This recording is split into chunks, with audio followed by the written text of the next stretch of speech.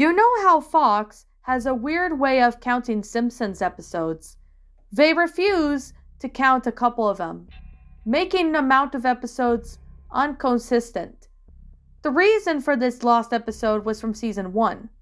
Finding details about this missing episode is difficult.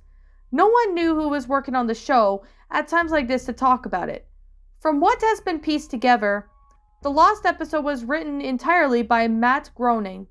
During the production of the first season, Matt started to act strangely. He was very quiet, seemed nervous and morbid.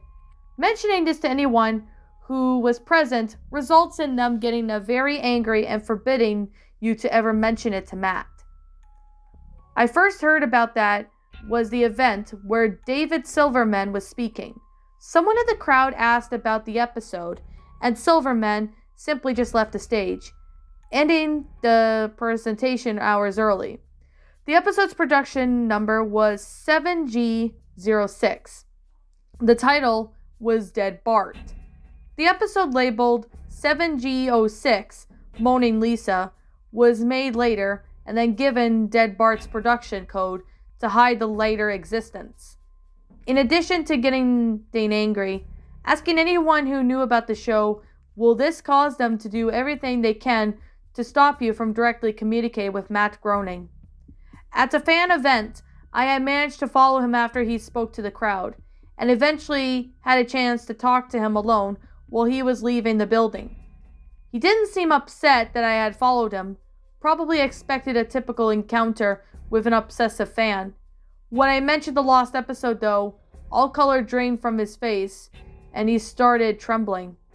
When I asked him if he could see any details, he sounded like he was on the verge of tears. He grabbed a piece of paper, wrote something on it, and then handed it to me. He begged me not to mention the episode again. The piece of paper had the website address on it. I would rather not say that it was, for reasons you'll see in a second. I entered the address onto my browser and came to a site that was completely black, except for a line of yellow text and a download link. I clicked on it and the file started downloading. Once the file was downloaded, my computer went crazy. The worst virus I had ever seen. System restore didn't work. The entire computer had to be rebooted. Before doing this though, I copied the file onto a CD and tried to open it now on my empty computer. As I expected, there was an episode of The Simpsons on it. The episode started off like any other episode, but had very poor quality animation. If you haven't seen the original animation for Some Enchanted Evening, it is similar, but less stable. The first act was fairly normal, but the way the characters acted was a little off. Homer seemed angrier, Marge seemed depressed, Lisa seemed anxious, Bart seemed to have genuine anger and hatred for his parents. The episode was about the Simpsons going on a plane trip near the end of the first act. The plane was taking off. Bart was fooling around, as you expect, however. As the plane was about 50 feet away from the ground, Bart broke a window on the plane and was sucked out. At the beginning of the series, Matt had an idea of the animated style of the Simpsons world represented life, and that death would turn things more realistic. This was used in the episode. The picture of Bart's corpse was barely recognizable. They took a full advantage of it not to move it, but made it an almost photorealistic drawing of his dead body. Act 1 ended with the shot of Bart's corpse.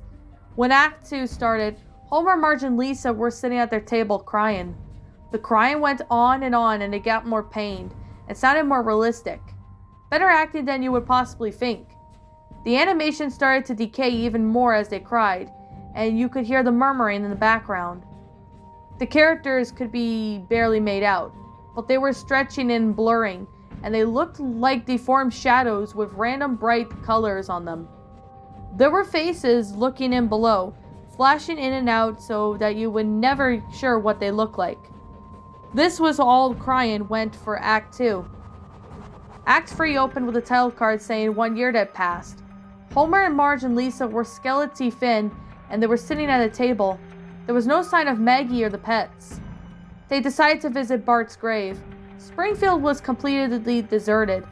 As they walked into the cemetery, the houses became more decrepit. They all looked abandoned. When you got to the grave, Bart's body was just lying in front of this tombstone, looking just as he did at the end of Act 1. The family then started crying again. Eventually they stopped, and they just stared at Bart's body. The camera zoomed in on Homer's face. According to the summaries, Homer then tells a joke at this part, but it wasn't audible in the version you saw. You can't tell what Homer is saying. The view zoomed out of the episode came to a close. The tombstones in the background had the names of every Simpsons guest star on them. Some that no one had heard of them in 1989. Some of them haven't been on the show yet. All of them had death dates on them.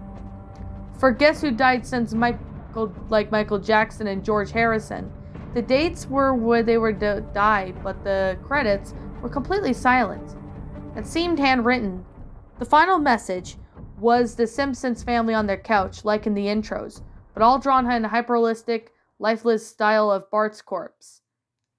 A thought came to occur to me after seeing this episode for the first time. You could try and use the tombstones to predict the death of living Simpsons guest stars, but there's something most about the ones who haven't yet. All of their deaths were listed as the same date.